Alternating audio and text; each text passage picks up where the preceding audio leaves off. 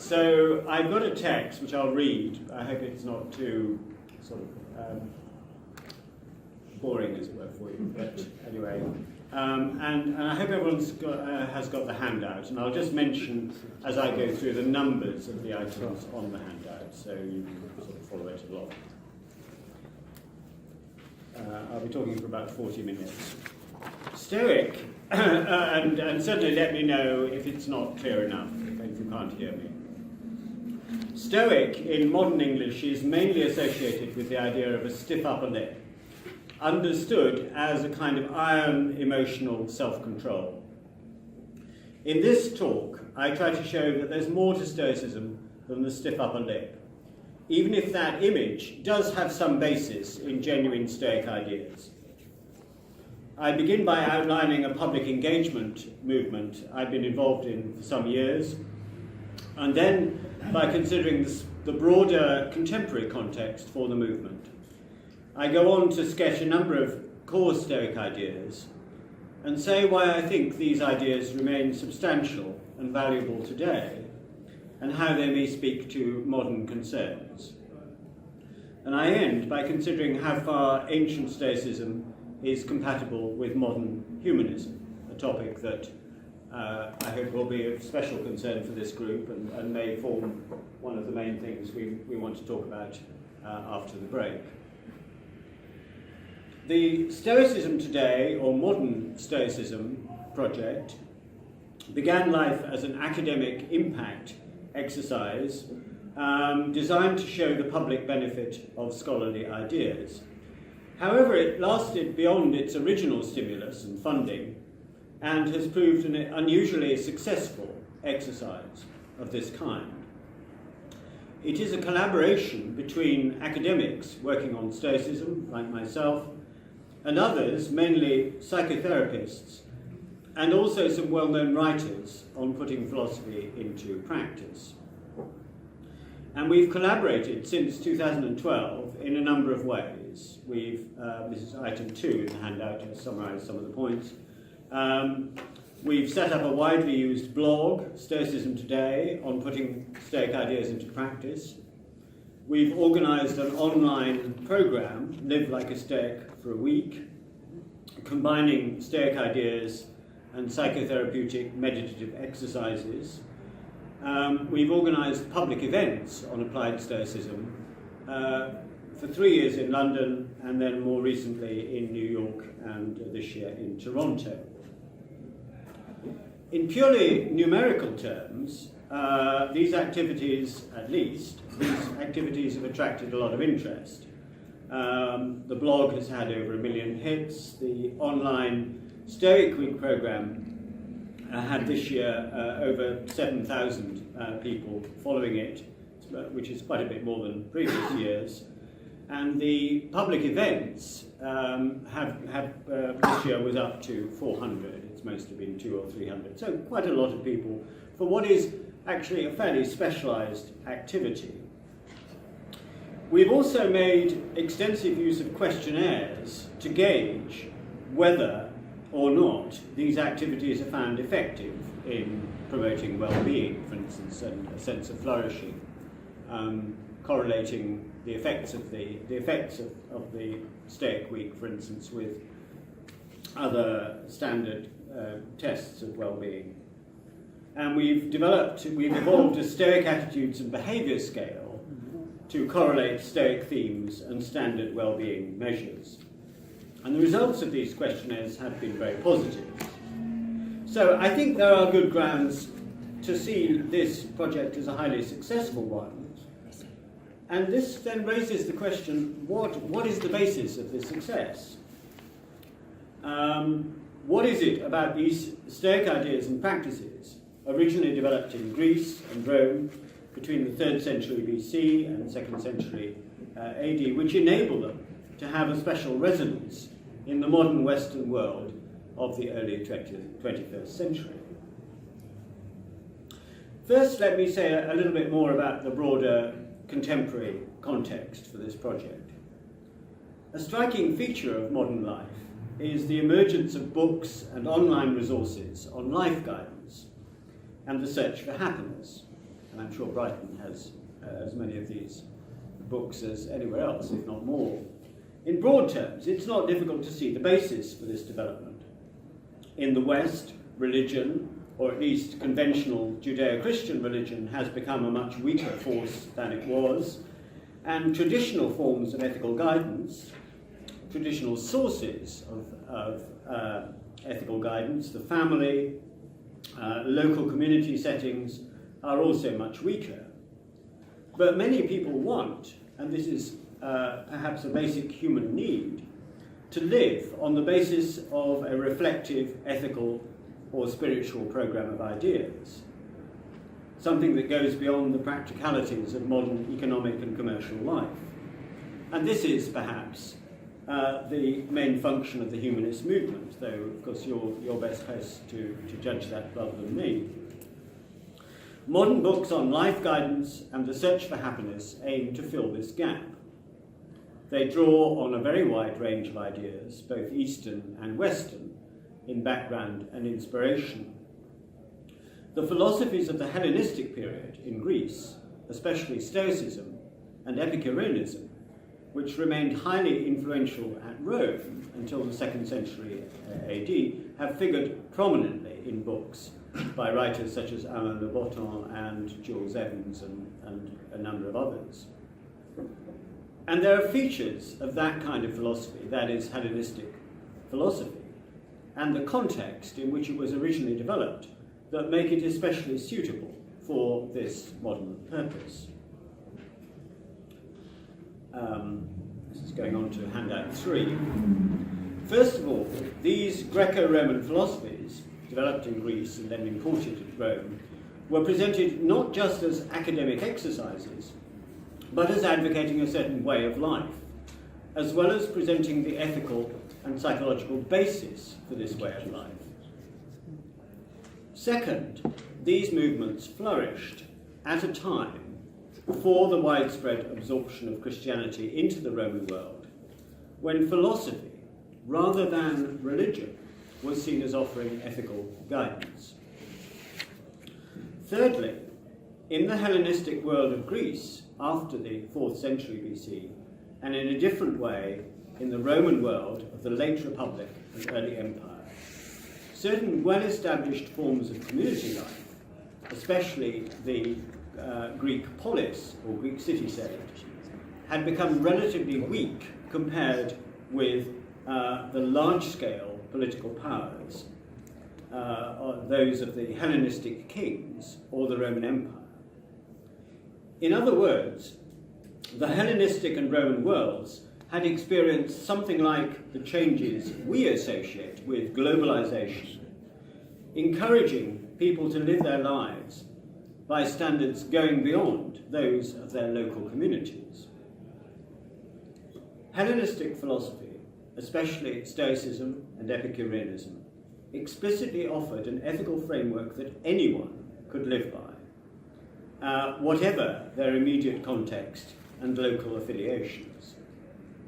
So in all these ways, a Hellenistic philosophy such as Stoicism lends itself readily to the guide to life needs of reflective individuals in the modern, largely secular and globalized world of the early 21st century.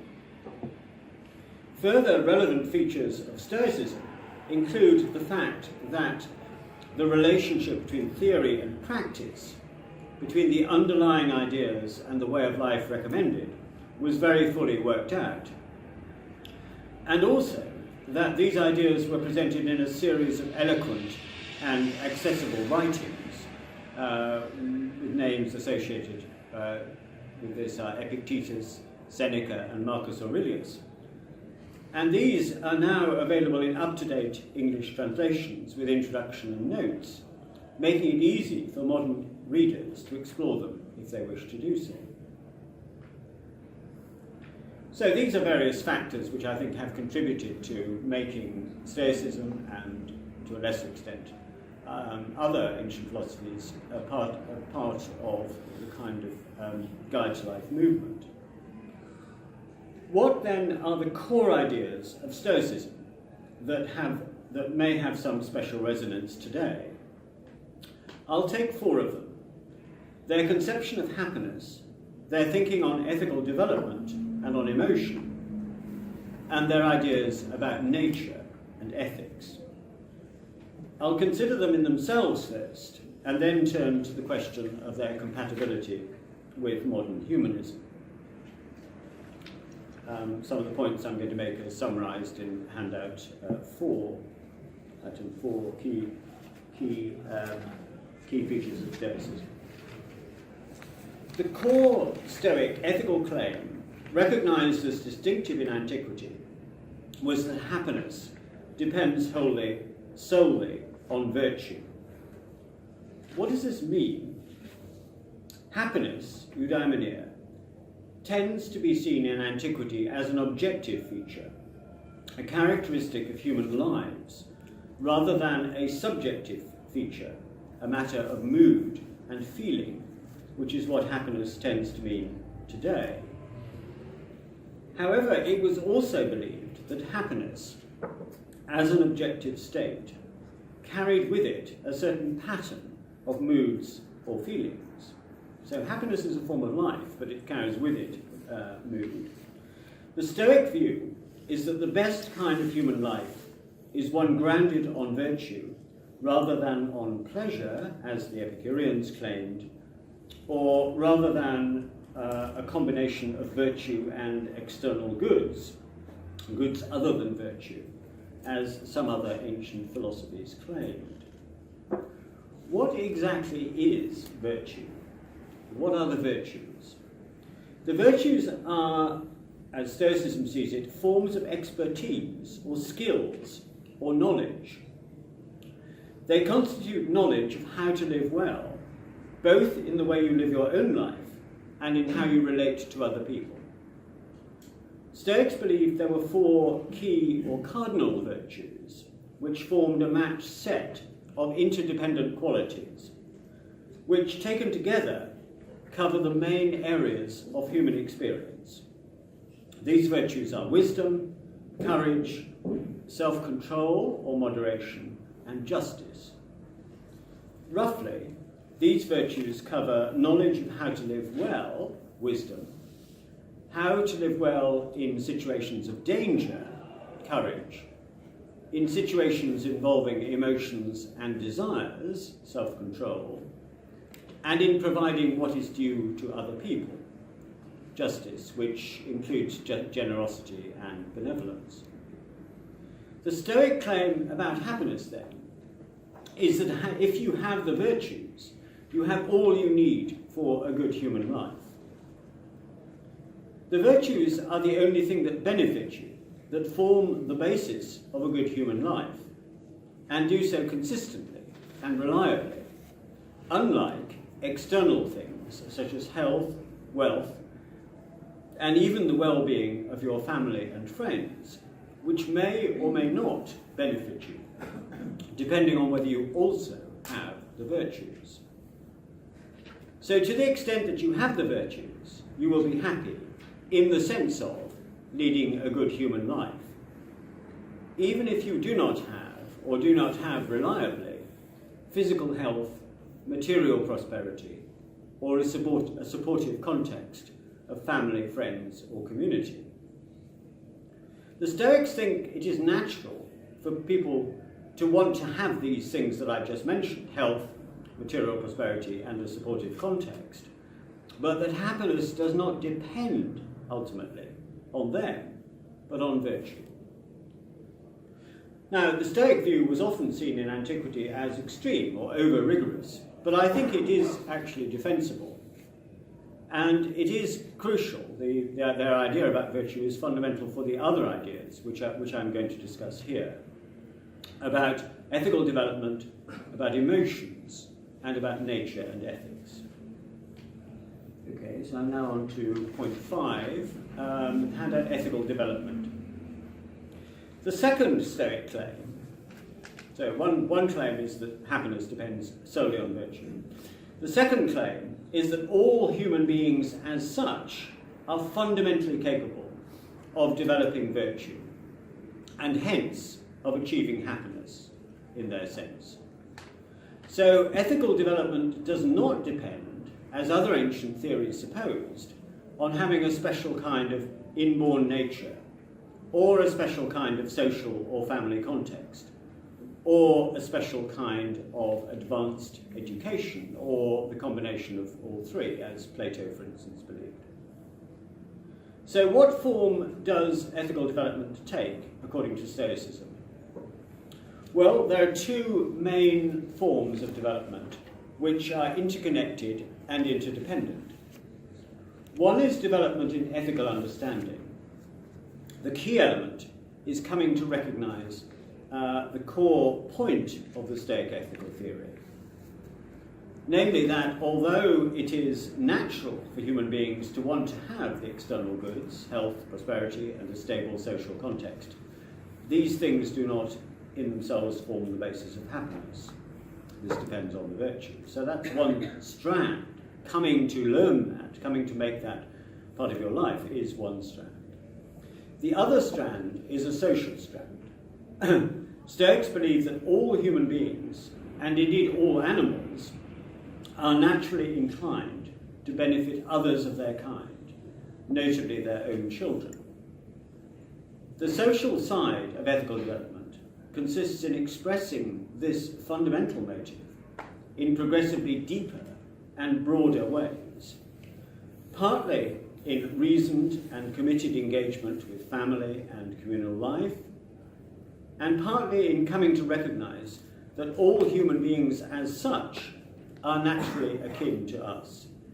They are all our brothers and sisters, or our fellow citizens in the world or the cosmos. Because all human beings have the same rational or ethical capacities as we do, we are all fundamentally akin, whatever our local situation or affiliation. So both these forms of ethical development are seen as going hand in hand and being interdependent. You can't have one without the other, and the two feed into each other. We come to understand the virtues and the way they constitute happiness by engaging in proper forms of relationship with other people, and our relationships, if they're properly conducted, are shaped by our progressive understanding of the virtues. So the sixth topic then is emotional development. And this, so they're thinking about ethical development, forms the background for their ideas about emotion, and we're now approaching the stiff upper lip. Stoics believe that many, indeed most emotions, are based on ethical mistakes, specifically on attaching absolute value to external things, things other than virtue, that do not have that value, even if they have some value, and it is natural for us to want them. Ethical development, coming to have a better understanding of what is and is not truly valuable, and how to express this understanding in our relationships, carries with it a change in emotional register. As we develop, we progressively stop having emotions based on false ethical judgments and move towards emotions that are in line with the virtues. So, for instance, fear is seen by Stoics as based on the false view that physical danger, danger to life and limb, or loss of possessions, is the worst thing that a human being can experience. Anger, typically understood in antiquity as a response to humiliation or insult, is based, they think, on the false view that loss of social status is a supremely bad thing.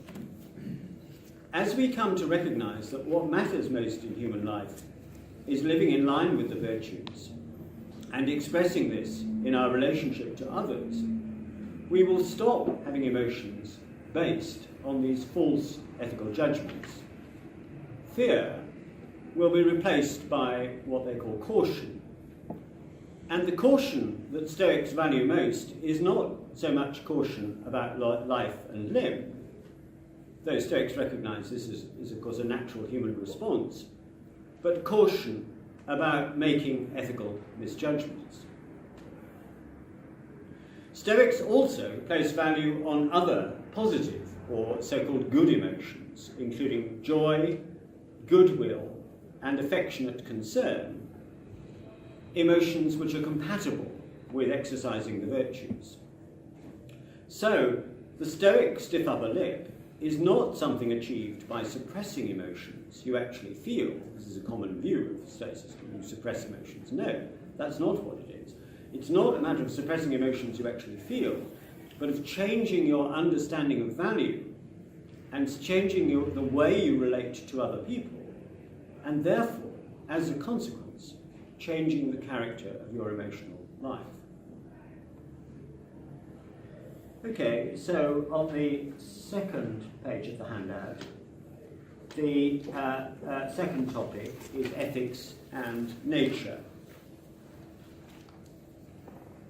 Stoics believe that ethical life is what they call a life according to nature, or is natural, in a number of senses. What senses? Well, they believe that a life shaped by the virtues is the best kind of life a human being can lead. This is in essence what makes it the most happy life. For instance, this kind of life, the happy life, has, they think, a kind of unity, consistency, and structure, which is not possessed by other kind of human lives. And these qualities make this life naturally best. Stoics also believe that it's natural for human beings to develop towards virtue, and so towards happiness in their sense. This is not something that is imposed on our nature by social or communal pressure. Nature, in these respects, signifies human nature, but the Stoics also stress that nature in a broader sense, the nature of the world, or the universe as they see it, which is in effect for them the solar system, forms a significant context for human life and its ethical development. What is this view based on? Why should the universe be a kind of moral exemplar for us? Well, broadly, Stoics think that the universe, or nature as a whole, embodies in a high degree qualities which are also characteristic of human life at its best. These qualities are twofold. One, already mentioned, is unity, consistency, and structure. The other is providential care. How are these qualities manifested in the natural universe? Stoics see the first feature, order and structure, as expressed above all in the regular movements of the sun, moon, and planets, the cycle of the seasons, the cycle of birth, reproduction, and death for living beings. They see the second feature, providential care, as inbuilt in the natural world, expressed above all in the instincts embedded in animals to take care of themselves, to maintain their lives and natural character, and to take care of others, notably their children, and others of their kind.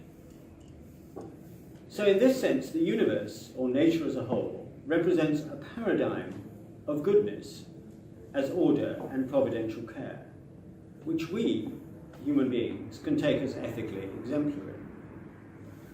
Stoics don't think that just paying attention to these features of nature will by itself make us better people.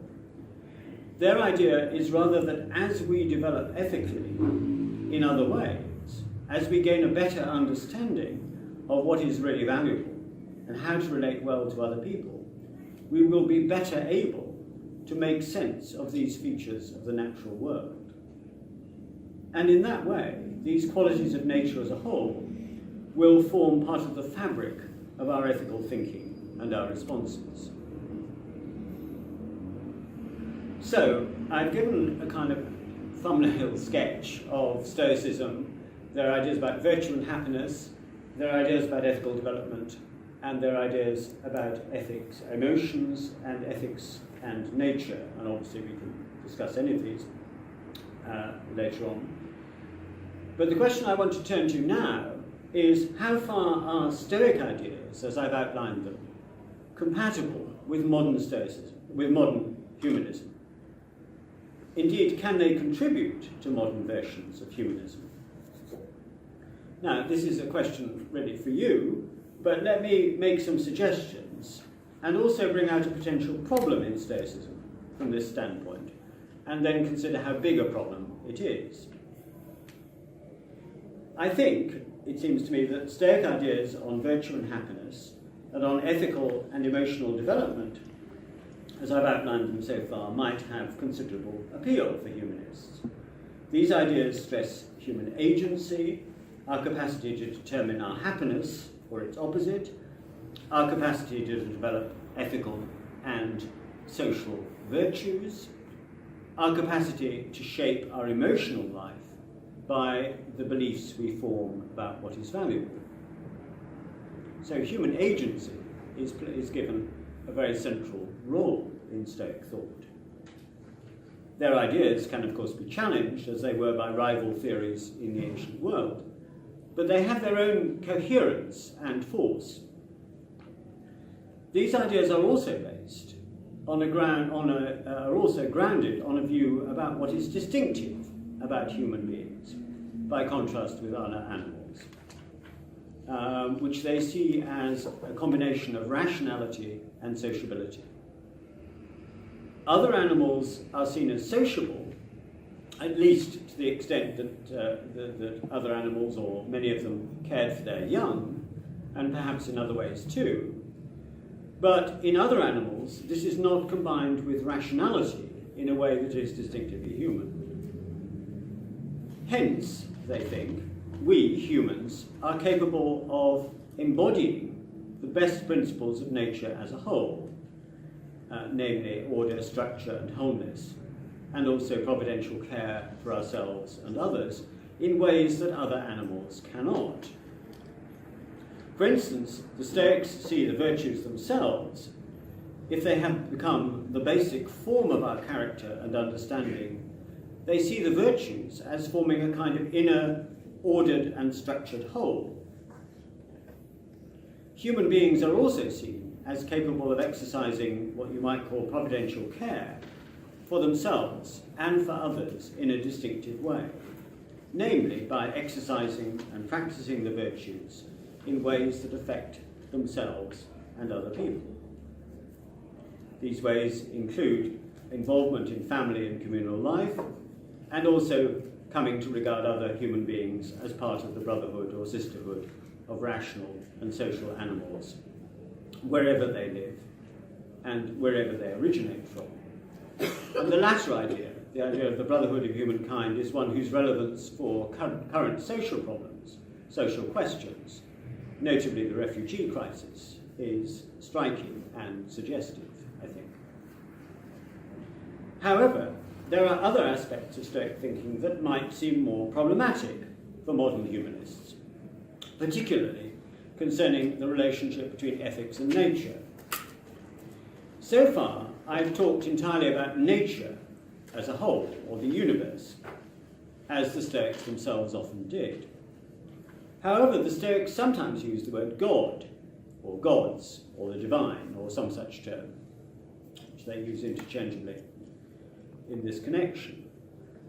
Also, the Stoics sometimes present God as offering a model for guidance, or as setting out a framework for human life, as in the following passage on the Stoic idea of the goal of life or happiness.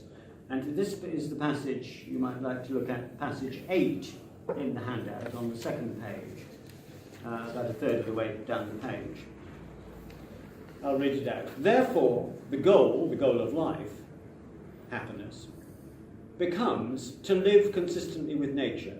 That is, according to one's own human nature and that of the universe, doing nothing which is forbidden by the common law, which is right reason, penetrating all things, being the same as Zeus, who is the leader of the administration of things. And this itself, that is, living consistently with nature, is the virtue of the happy person and a smooth flow of life. Whenever all things are done according to the harmony of the daimon, guardian spirit, in each of us, with the will of the administrator of the universe.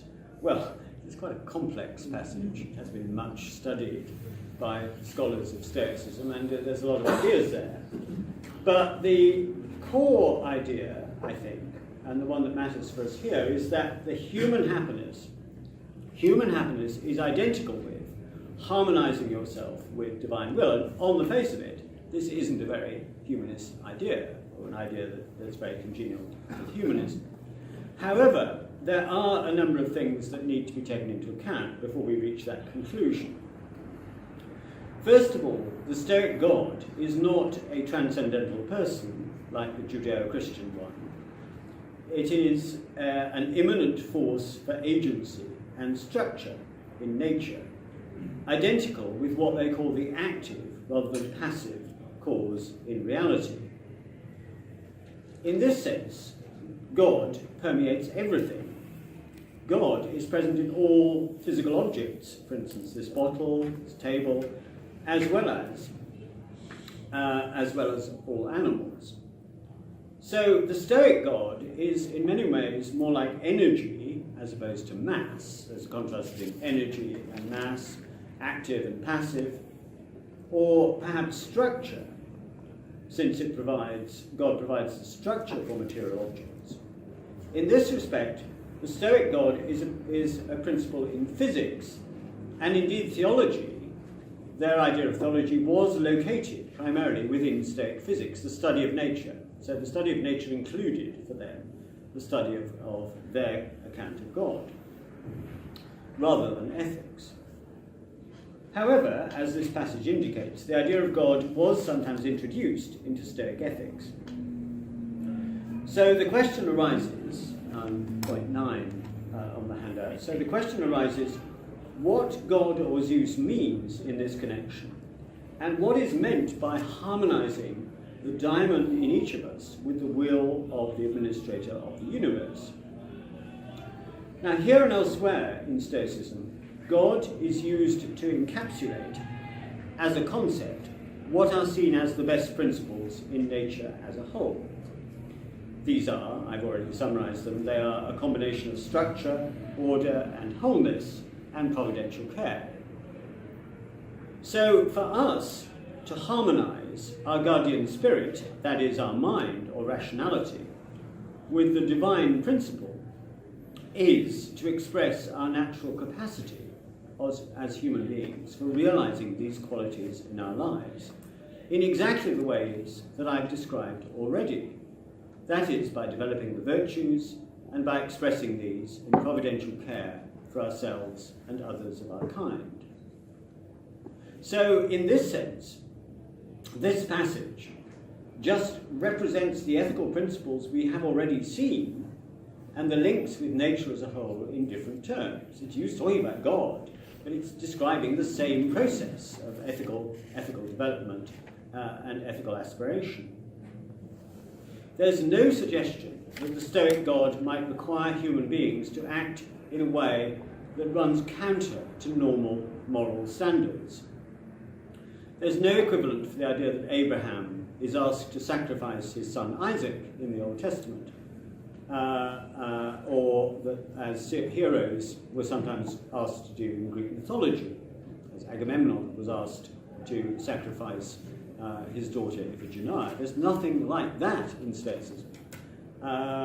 The God asks you to be your best self, if you like, but then so does nature, and so does human nature. So that's how their ideas worked. So Stoic theology is a highly rationalized and ethicized version of ancient religion, or religion in general. There is another strand in this passage too, which again might seem problematic for humanism. Stoics adopted the theory of universal causal determinism, though in a rather complex way, which is compatible with the exercise of human agency and autonomy. Stoicism also urges us to accept with equanimity specific events as part of the larger fabric or web of fate, especially events which, as it now becomes clear, are inevitable, though distressing, such as one's own death or that of someone close to you. This is another side, a rather well-known side of this Stoic stiff upper lip. This too, this accepting things that are now inevitable as part of fate, can also be described as accepting the will of Zeus, or God, or nature, or fate. An associated idea is that fate, or the will of Zeus, is providential, that it works, in some sense, for the best. In this passage, harmonizing your mind with Zeus's plan may also suggest this idea. That is, accepting what happens, including apparent disasters or setbacks, as part of the web of fate. Now, again, this idea, accepting things as fate, and divine fate, is an idea that may seem problematic for modern humanism, since it seems to detract from human moral autonomy. But it's worth thinking quite carefully about what divine providence actually involves in Stoicism, and what sort of response is called for from us. Divine providence certainly doesn't mean that the Stoics are especially favoured above other human beings, or even that all good people are favoured, at least in any supernatural way. Divine providence means that, partly, that events work out as a series of natural events governed by the laws of cause and effect. Unlike their contemporaries, the Epicureans, Stoics didn't believe the universe functioned in a random way. They believed that everything was a nexus of interconnected causes. Also, as already illustrated, Stoics think that God or nature exercises providential care by enabling animals, including humans, to care for themselves and for others of their kind. So accepting the fact of divine providence is another way, a third way if you like, of reinforcing ethical principles that the Stoics already accept. Divine providence enables human beings to develop the virtues, including courage and greatness of mind, which can enable us to confront difficulties and setbacks without losing peace of mind. This last point comes out in another passage, the last passage on the handout, passage 10, in Marcus Aurelius' Meditations, which I'll read. Be like the headland on which the waves break constantly, which stands still while the foaming waters are put to rest around it. It is, and Marcus imagines someone saying, it's my bad luck that this has happened to me. On the contrary, Marcus replies, say, it is my good luck that although this has happened to me, I can bear it without getting upset, neither crushed by the present nor afraid of the future. In general, do you describe as bad luck for a person what is not a failure in human nature? And do you think anything can be a failure in human nature which is not out of line with the intention of that nature? Well then, you have learnt what that intention is. Surely what has happened cannot prevent you from being just, high-minded, self-controlled, thoughtful, deliberate, truthful, self-respecting, free, and other qualities whose presence enables human nature to maintain its character. So in this passage, as often elsewhere in Stoicism, exercising the virtues, for instance the virtue of fortitude in misfortune, is described as expressing your human nature properly, fulfilling the intention of that nature. That's what the intention of that nature is. You're expressing your human nature. In the passage noted earlier, the same idea is expressed in terms of bringing your human mind into line with the will of Zeus, or divine providence. But for the Stoics, these are two ways of expressing the same idea, since to realize human nature at its best is to respond to divine providence. And divine providence works by enabling human beings to express the virtues and to exercise providential care. obviously, of these two descriptions, one, in terms of human nature, is much more congenial to modern humanism, than the other, couched in terms of divine providence. But it's important to realise that for the Stoics, these are synonymous. There is no question of some additional supernatural power being exercised by a mysterious divine force or person. God works in the ways described. Well, how far the Stoic ideas I've discussed today are compatible with humanism or can contribute to it are matters on which I welcome your views. And I hope at least I've succeeded in presenting these ideas in a way which has aroused your curiosity and interest, and look forward to your responses. Thank you very much.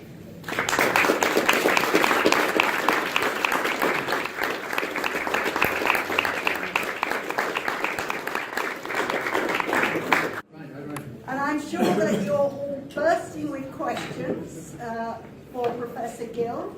So who's going to be the first person to stick? Could you shout out your name before you ask your question, please? Because I don't know all of you. Who would like to start us off? Don't be shy. Yes, Robert. How did the Stoics deal with conflict in nature? So you might say that a sparrow was well designed to look after its offspring, and but then, or a sparrowhawk rather, was well designed to look after its offspring. But hang on, it kills sparrows, and in the process of doing that, mucks up the ability of a sparrow to care for its offspring. How did it? This is conflict that's not to do with human beings, so you can't really blame it on a lack of human insight. No, so how did they deal with that sort of? I'm not sure they actually explicitly addressed it, but I think if they had addressed it, their view would have to be in terms of the broader economy of nature. Right. So perhaps clearing out the ill sparrows so that the fitter sparrows would have more food, or something like that. Yes, it could be that, couldn't it? I suppose it could be that. Yes. I think that their general view is that you've got to look at the big picture. Yeah. So the larger framework of nature. So, for instance, you don't just focus on, the great storm we had, 10 days ago. You look at the larger framework of nature. Yes. I think it would be along those lines that they would deal with it. I mean, that's of course not a very, that's not a very unique way of dealing with that. That would be, but that would be how they would deal with it. Yeah.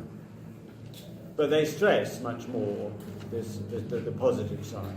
Yeah. Because that's where the objectives in the text we have are trying to say what God is, what their conception of God is. Yeah. So since they identify God with providential care rather than with destructiveness, that's what they stress. Yeah, I think this is it's a bit of a kind of conflict between, if you see something as being, I don't know, killing off older things so that there's more resources for the rest of the group, you get this idea that an individual is a kind of means to an end rather than an end in itself. So maybe there's a kind of conflict there with humanism, which is a bit wary of treating people as a means to an end.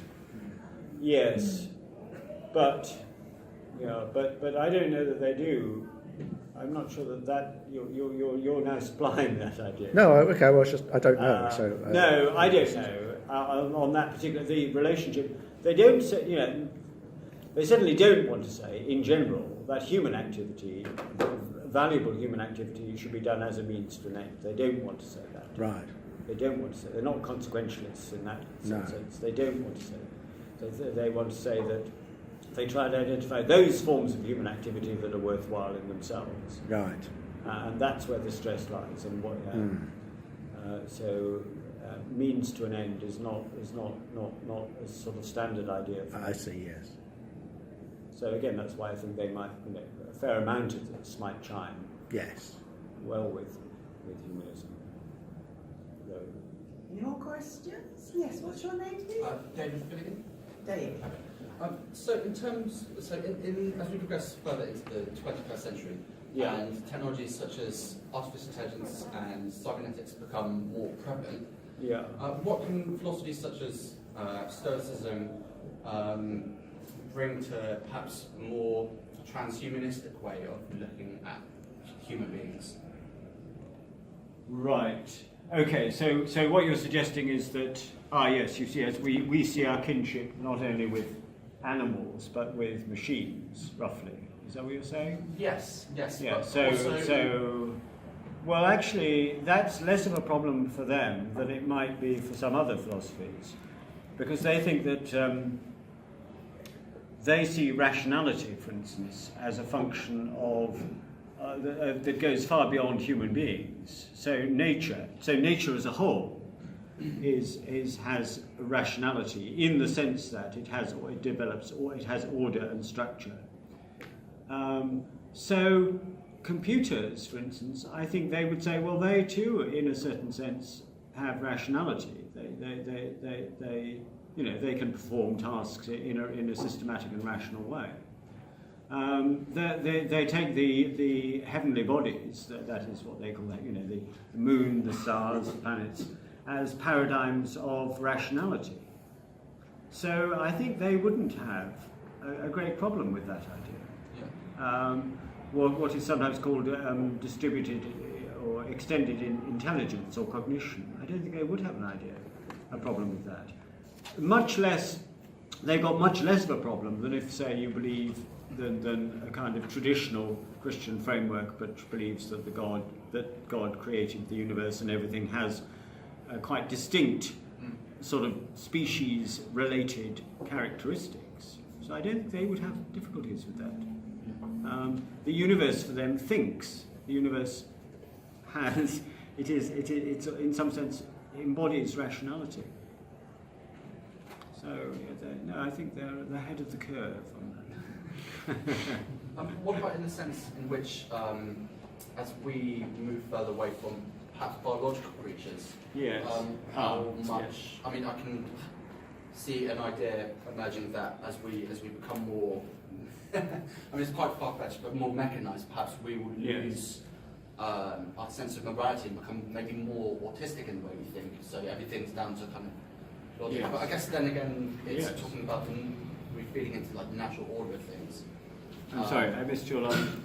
Like we, as saying, we're like, it's important to feed into the natural order of things. Perhaps the most logical steps would be to support our environments.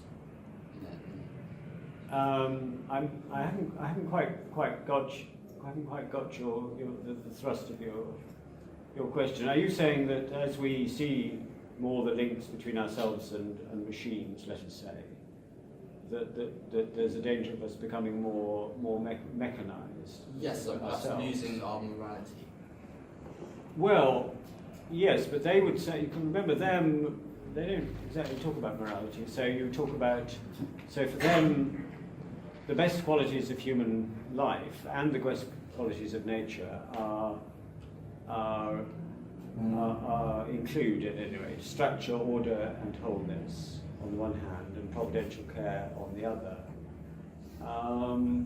Now, those are qualities which could be, which actually are compatible with well, certainly the first is is compatible with machines and other mechanistic forms of activity. So I think what they would say is you can adapt to these different forms of life that human beings take, but there will still be these fundamental features which will manifest themselves in different ways. But if human beings, say, suddenly began to lose any care for themselves, if human beings started taking no care for their lives, for their, and randomly committing suicide or randomly harming themselves, and if they stopped caring for their young, then they would see that as problematic. So I think they're quite open to the possibility of or at least their ideas are conceptually can be adapted to different forms of life. In fact, if you go into it, they don't actually believe that the universe is fixed. They think there are cycles, historical cycles which repeat themselves. So again, they're not necessarily wedded to the idea that everything is God is in his heaven, as it were, and everything is in the right order. That's not necessarily quite their view.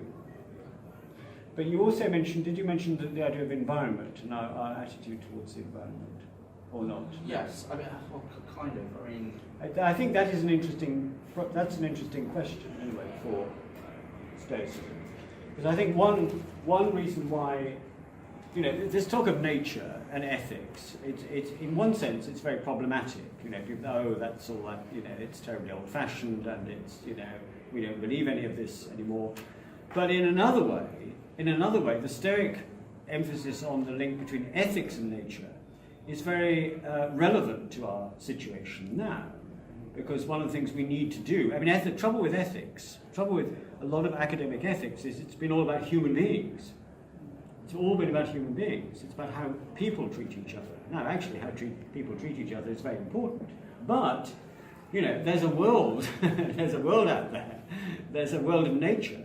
And, you know, for many centuries, human beings have treated nature as if it was radically different from, you know, from human nature.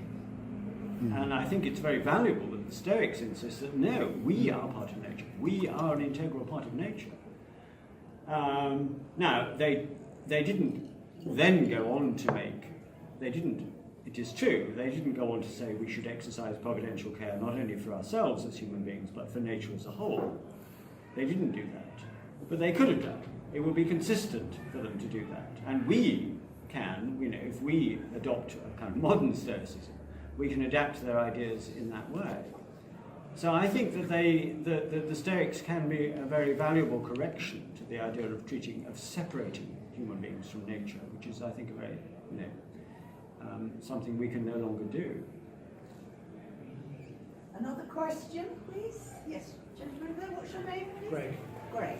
I've got two actually. One leads from what you were just saying. Yes. Maybe you could expand a little bit about the differences between traditional or ancient Stoicism and modern day. Yes. So I was thinking about the idea about sort of cycles of history and universe. Yes. Do modern Stoics just take a more scientific sort of rationalist view, basically informed by science? That's my first question. Yes. The other one I originally wanted to ask is about Epicureanism.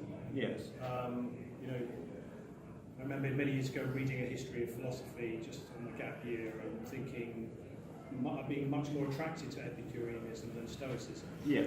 I'm just wondering if you could tease out the main differences and say, obviously that probably takes a whole lecture series. Okay. If you could just say a few things about that and just sort of say why you've sort of presented Stoicism as potentially more connected to humanism than Epicureanism. Okay. Thanks. Yeah, I mean, it's the question of how much. The question of, I mean, so far, most of the things I spoke about, indeed all the things I spoke about tonight, were ancient Stoicism. They are ancient Stoic ideas.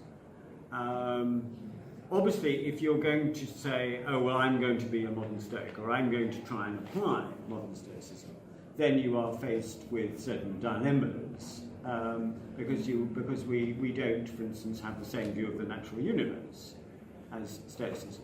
So there are questions, there are quite big questions, quite complex questions about exactly how far we can or cannot adopt their view today in exactly the form that they do.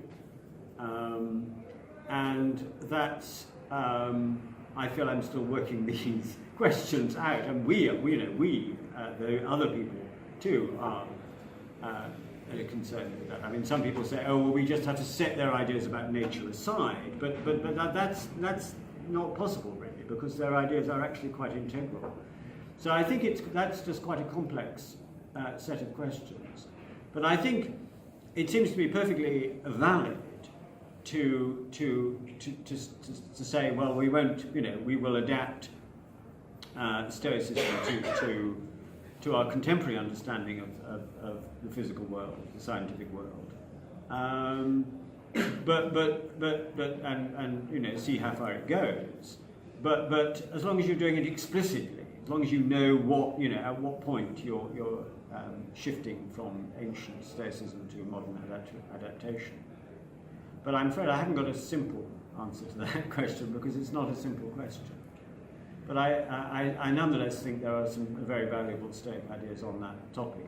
Epicureanism, yes, well, Epicureans believe that the good is not virtue, as the Stoics did, or the life according to virtue, but it's the life according to pleasure. And that sounds rather wonderful, but then it turns out, rather disappointingly, that perhaps that by pleasure they mean absence of pain. So that's one very big difference.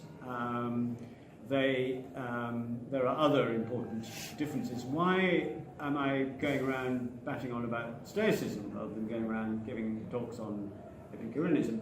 Well, I think there are a number of reasons, but one is that, for instance, I think that the Stoics, both Epicureans and Stoics, strongly stress human agency and what we can do for ourselves, which might be compatible with humanism. On the other hand, the Stoics are stress much more the role of community and communal engagement, which I think is quite an important dimension of a full account of what it is to be human and how you should apply that. The Stoics do have great stress on friendship. On the other hand, they are strongly opposed to, for instance, marriage and to any communal involvement, and that is actually quite a drawback. So Stoics are? No, Epicureans. Did I say Epicureans? Right. What else? The Epicureans. I can see in many ways you could be a modern Epicurean and a modern humanist. I mean, the Epicureans do not think that the universe is teleologically organized, that there's any kind of purpose in nature. They think that nature just is. So in a certain sense, Epicureanism is much closer to the modern scientific worldview. On the other hand, the Epicureans believe that there's a random element in nature, that things happen, as it were, that you can't connect everything by cause and effect. And again, it depends which of those two views you will find most plausible. So it's rather, but I think, as you're right, it would take some time to tease it out more further. Yes. What's your name? Paddy O'Keefe. I've got a question about Diogenes. You Yes. quote him. He's the guy who lives in the barrel. No, Oh, this someone else. Diogenes, Yeah. this is Diogenes Laertius, Right. and he is one of a number of people who summarize ancient ideas. So he's an encyclopedist of ideas. Right. The barrel liver was someone different. He was a cynic. Yes. A cynic rather than a stoic. Right. Exactly. Cynicism influenced Stoicism, but was also significantly different. Because the thing that struck me about the paragraph is how modern it is when he talks about the smooth flow of life, and he talks about being in harmony Yes. with the daemon, this Yes. spirit. And you mentioned friendship there. Yes. It reminded me of, I think it's John O'Donoghue, the Celtic mystic who talked about Anam Cara, which is the friend of my soul, which is this idea of a spirit within us. Okay.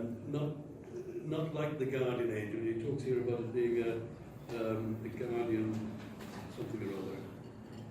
The guardian spirit. Yes, guardian spirit. This idea of aligning yourself with this energy or this force.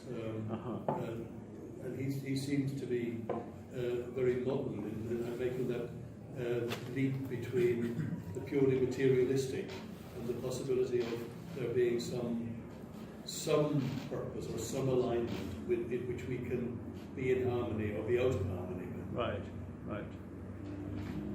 Well, I think it does. I think the Stoics do have a version of that idea. So there are no doubt other versions, other ways of formulating that idea too. Because I have trouble accepting Zeus as being the administrator of the universe. Well, I expect you to. He's a humanist. I wouldn't do. But then, of course, what does it mean to administer? I mean, as I say, this isn't a God who. This is not a God who, for instance, creates the world, except Right. by being in it. So it's an immanent. They believe in God as immanent, God is also, as I said, the active cause in things. So whether we're talking about religion or physics is quite hard to say. Both. We have a question over here. Your name? My name is David. David? Well, you touched on the idea about human agency being important. Yes. That's something I've struggled with a bit when I've been reading Stoic texts. It seemed to me that the human agency was limited to the idea of accepting nature, accepting certain things that were going to happen, bad things that were going to happen to you. The metaphor that Marcus Aurelius uses is being dragged along behind a cart. That passage is very controversial, and some people, including me, think that it's not, that text is not actually an authentic Stoic text, but it belongs to a kind of popularized version of Stoicism.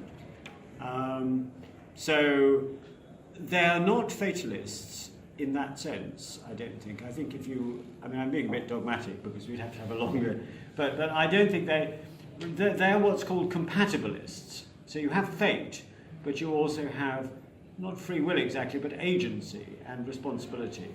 Now, how can that work? Well, everything has a cause. The universe is a seamless mass of causes, but there are causes of different kinds. These glasses case is a cause in some sense, in their sense. But I am a cause in quite a different sense because I'm a human being.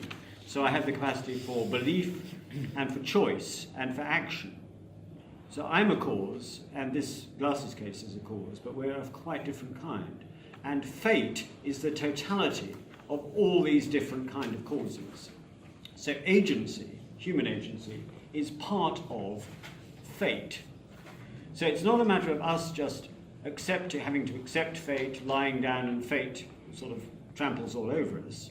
We are part of fate, and part of our special role in nature is to exercise agency.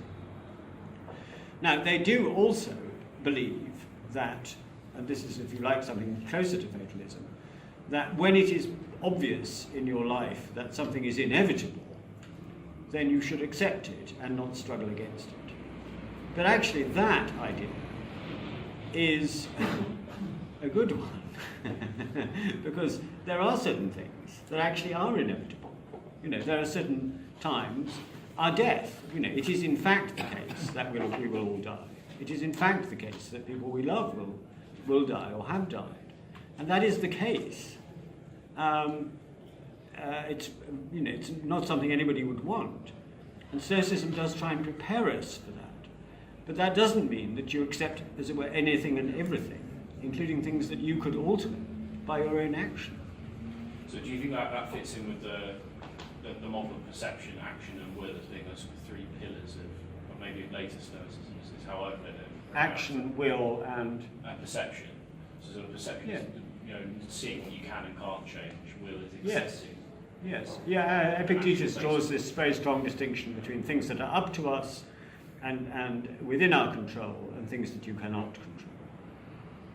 So there is a definite area, a very important area of things that you can control, which are essentially, we all have the ability to develop the virtues, we all have the ability to create and to find the basis for our own happiness, which is a substantial role. Malcolm?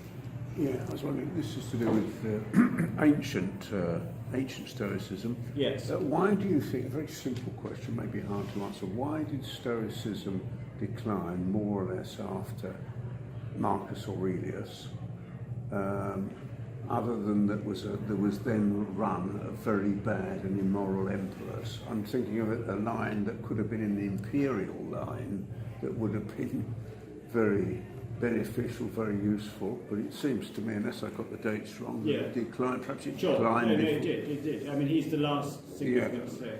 Yeah. So your question isn't just why did Stoicism fall out of favour, it's also why it didn't go on being influential on emperors. In the Roman world.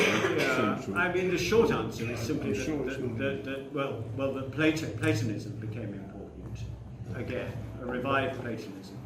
See, Stoicism was at its most important when Aristotle and Plato were sort of fell fell into relative obscurity. Well, not they weren't as important. They weren't as significant. In the Hellenistic world, Yes, after classical Greece. Yes, they were important. Plato and Aristotle dominated the 4th century, and they lived in the 4th century, and they were the main figures.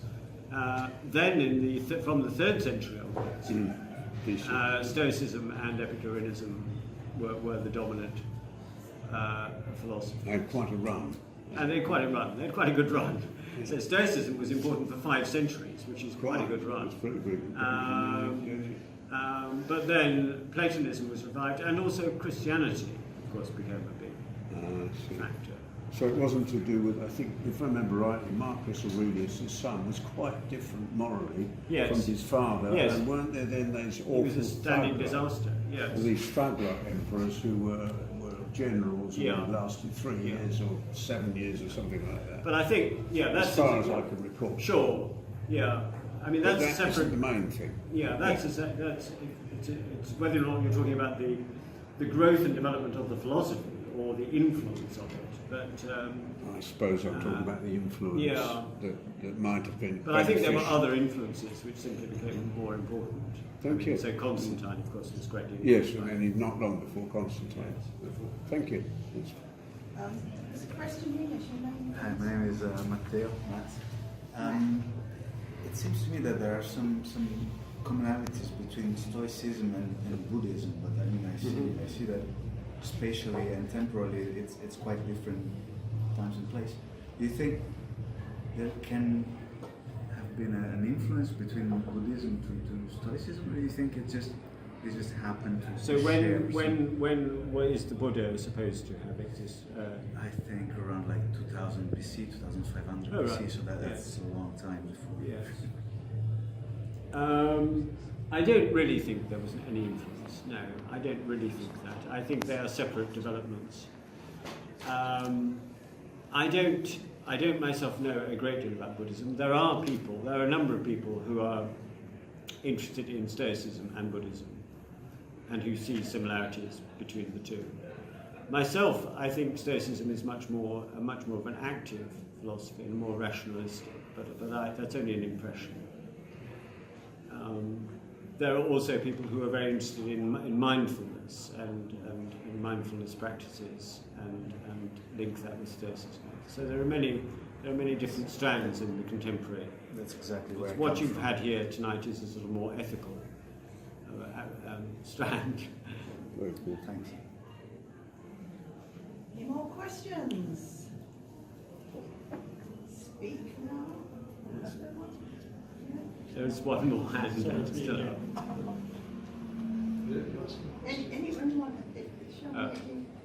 Can you shout? Something about humanism. You said that there's no division between nature and human. But would that mean that we as we can't enter another kind of nature by inventing? We can't do what? By inventing, like we as innovative creatures, we can't really invent another kind of Invent? Yes.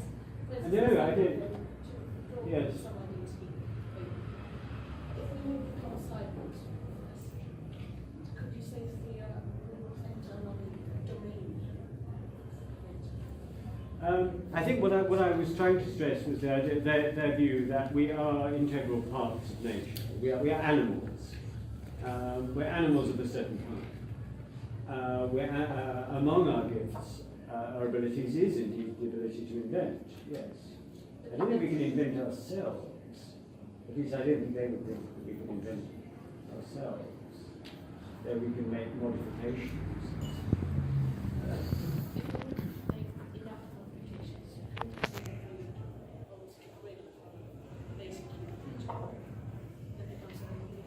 We would become something else.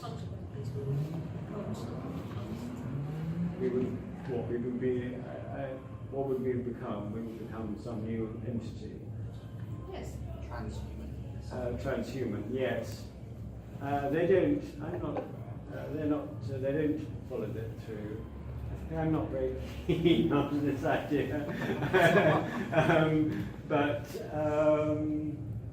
is isn't this theism that the new guy is? Well, I don't know. All I can say is that their stress is rather that they certainly want to say that humans are a quite different kind of species, different species from other species because of the possession of rationality. But that is something. On the other hand, they want to show that rationality is as well in nature. It's also a property in nature.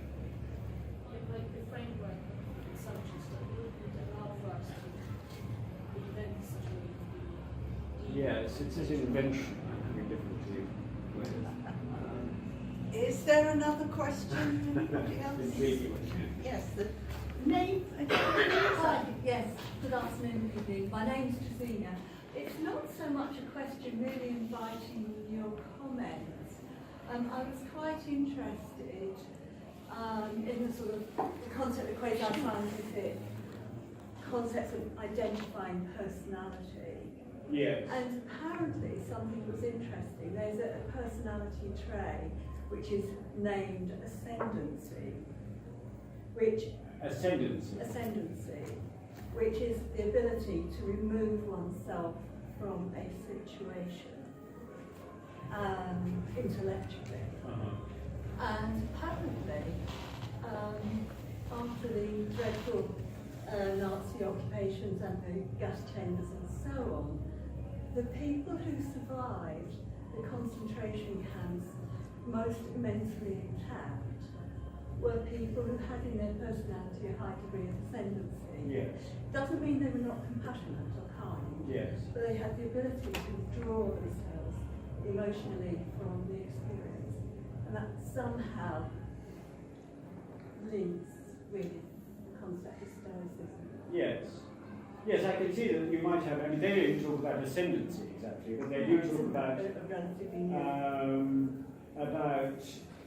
well, it's like the last passage I read of Marcus. They don't say that these things are bad enough. They say that he believes that human nature has within it the power to confront these terrible things. That's part of human nature, to do that. So to rise above things, they sometimes use the term magnanimity, greatness of mind, greatness of soul, if you like, to express the idea that we have within us the resources to confront and deal with terrible situations that are more terrible than we can imagine. So I think that is a very Stoic response. One more question. One more. No one that hasn't asked a question yet? Okay. Paddy then. So it springs from something you said before about Marcus Aurelius. This is based purely on my reading of Gladiator. Oh, yes. His son Commodus, yes, was a nasty piece of work. Certainly was. So what does that say about Stoic values in parenting? Well, what it says is Marcus Aurelius had 14 children. All of the male children died, apart from one, Commodus. It's what you might call Sod's Law. Should Marcus have adopted someone other than his son to be emperor, as he was himself adopted? Well, in retrospect, yes. Of course, what would have happened if he had done so? Commodus would have organised a rebellion and could have taken over the emperorship anyway. I mean, we're just in the realm of speculation. We don't know. I was thinking more about his ability to parent him. I mean, maybe that's just no. Marcus talks a lot about being parented. He talks about his own adopted father, Antoninus Pius, who was an example. Marcus lived for 18 years in the household of his adopted father. And for him, he describes this as a terrific education, an education in living a good human life. Now, Commodus spent 18 years in his father's household, but he didn't have the same effect. But we know nothing about why the son did not acquire the values of the father. I'm afraid. So it's speculation. But I don't think there's no reason to think, apart from his sheer busyness, he did spend a lot of the last 10 years directing a military campaign in Germany. So, but I don't think he can be blamed for that. I'm afraid we can't all be responsible for our sons. Harry. Says he with his son sitting at the back.